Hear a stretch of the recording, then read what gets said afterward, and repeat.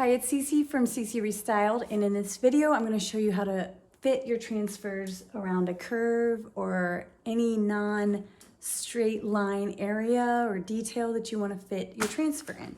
So there's a couple ways you can do this. The most obvious way would be to just place your transfer inside of the line.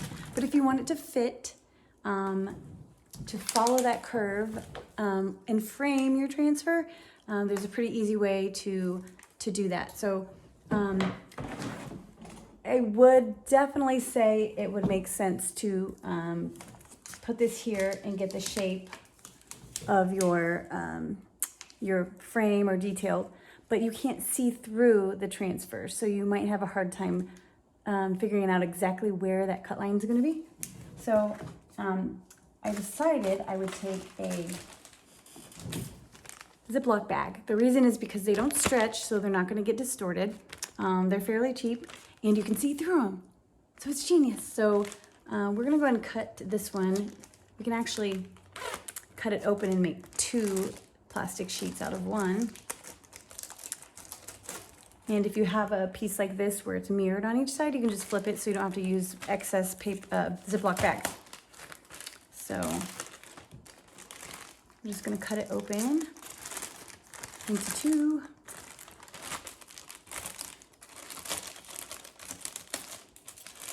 And I've got a permanent marker that will work best.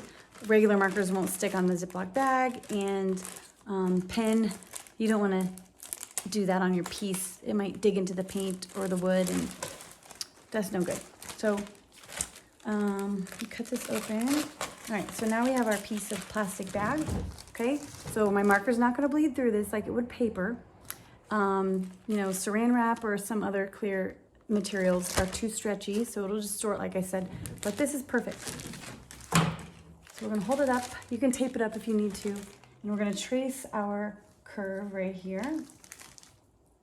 So let's just start up here. I'm not sure exactly where we're going to put it, but we're going to start right here and trace.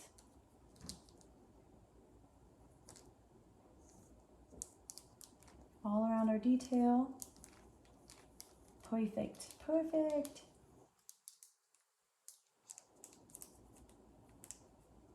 Okay, so see we have our shape now? So we have a little pattern, right? All we gotta do is cut that out.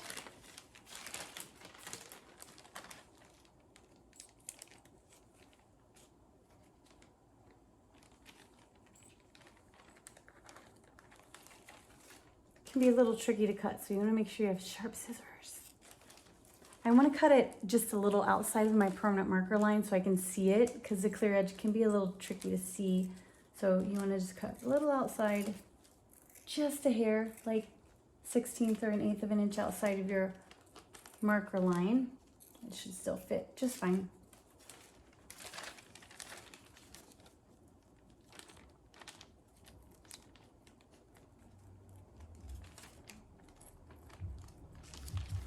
And if we're sure that our permanent marker is dry, we can go ahead and hold it back up to our piece just to make sure we got our cut lines right and that everything's going to come out just great.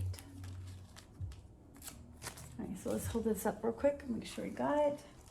Boom. Fits right on in there perfectly. So now all we have to do is hold it up to our flower here and trace with our permanent marker our cut line onto our transfer, and we can reuse this if we want to put more and layer flowers right in that little area. So I'm going to go ahead and do that real quick, and I'll show you how it lines up nice and fancy. Okay, so I'm just gonna, I would lay it on something flat. It was probably a better idea, but for the demonstration, I'm just going to do this. Okay,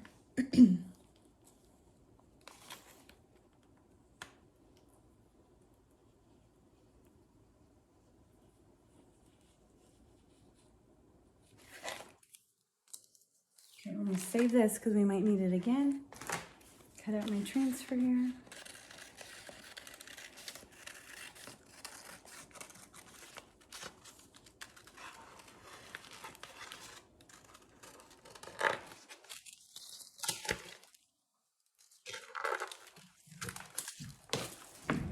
All right, now let's see if it fits. The moment of truth. And look at that.